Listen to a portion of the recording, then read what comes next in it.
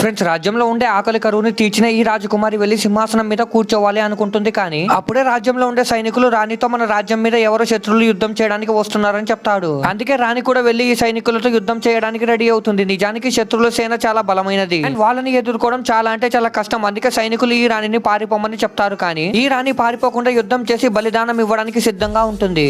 అందుకే ఈమె ఒక కత్తిని తీసుకుని తన మెడ మీద పెట్టుకుంటుంది. ఇంకా అదే టైంలో పైనున్న ఈ వ్యక్తి ఫైర్ వచ్చి 2 వస్తువులతో ఫైర్ చేస్తాడు. దాని వల్ల సైనికులకు మంట అంటుకుంటుంది అండ్ ఈ వ్యక్తి శత్రు సేన మీద అటాక్ చేస్తాడు. దాని వల్ల శత్రు సేన భయపడి అక్కడి నుండి పారిపోతారు. అది చూసి ఈ రాణి పై నుండి దేవత మన రాజ్యాన్ని రక్షిస్తుందని అనుకుంటుంది. అందుకే ఈ రాణి ఆ దేవతకి థ్యాంక్స్ చెప్పడానికి రాత్రి మొత్తం పూజని చేయడం స్టార్ట్ చేస్తుంది. కానీ అప్పుడే ఈ వ్యక్తికి తుమ్ము వస్తుంది. దాని వల్ల పెద్దగా వీళ్ళకి గాలి వీస్తుంది అండ్ అదే టైంలో పూజ కార్యక్రమంలో ఉండే హెల్మెట్ కింద పడి డైరెక్ట్ గా ఇతని చేతికి వచ్చి పడుతుంది. ఇంకా ఈ వ్యక్తి ఆ హెల్మెట్ ని పెట్టుకోగానే ఈ వ్యక్తికి ఏం జరిగిందో చూసే ముందు మీకు ఈ డబ్బుల కంటే మీ అమ్మ ప్రేమ గొప్పదని భావిస్తే వీడియోని లైక్ చేసి ఛానల్ ని సబ్స్క్రైబ్ చేసుకొని కమెంట్ లో లవ్ యూ మా అని టైప్ చేయండి. చివరికి హెల్మెట్ పెట్టుకున్న ఈ వ్యక్తికి తన గత జన్మ గుర్తొస్తుంది.